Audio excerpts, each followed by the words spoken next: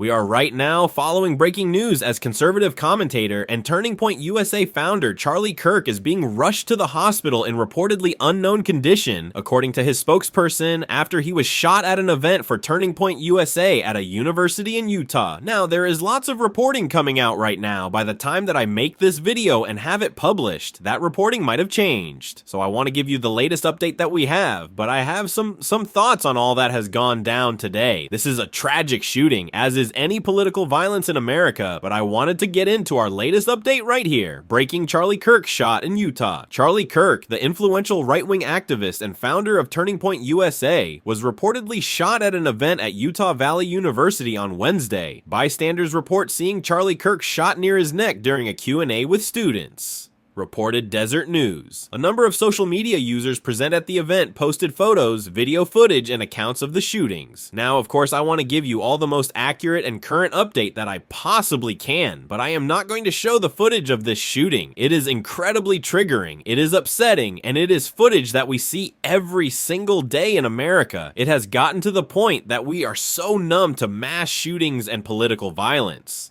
that for a shooting to become newsworthy, not only do more than 56,789 people have to lose their lives at once, it has to be in the same place, because we lose countless lives in America every single day to gun violence. It is the #1 cause of death for children, yet we still have so many on the right who refuse to bend on this issue, whether it be because of money from the NRA or a lack of care for their fellow countrymen. Now, I do not want to make this a political video, but it's not about politics. When people lose their lives, what happened today is a tragedy, no matter what you think of Charlie Kirk. He is a person, he has a family, he has a wife and children, but so do so many other Americans who have had their lives lost to gun violence. This is not the reality that we have to live with in America to defend the Second Amendment. As so many on the right will tell you, we do not have to live this way, but this is the way that we live. And I think it's also important to say that this is not just an act of gun violence. This is an act of political violence which has also become way too common in America. The way that we see so many villainize their enemies as less than human, push conspiracy theories that have people losing their lives. It wasn't too long ago that the right was pushing conspiracies about a pedophile ring in the basement of a pizza parlor that Hillary and Bill Clinton were running. That cost Americans their lives. And now where are those same people when Donald Trump, after news cycle after news cycle, is being proved to not just have been friends or best friends, but a joyful accomplice to the most notorious pedophile in recent American history? So this political violence is disgusting, but it has also come very clearly from the right. We have seen this explode over the past decade as an assassination attempt. An attack on Paul Pelosi is constantly mocked by the President of the United States and his son, Don Jr., making jokes about it constantly. The right does not recognize what they do when it comes to political violence.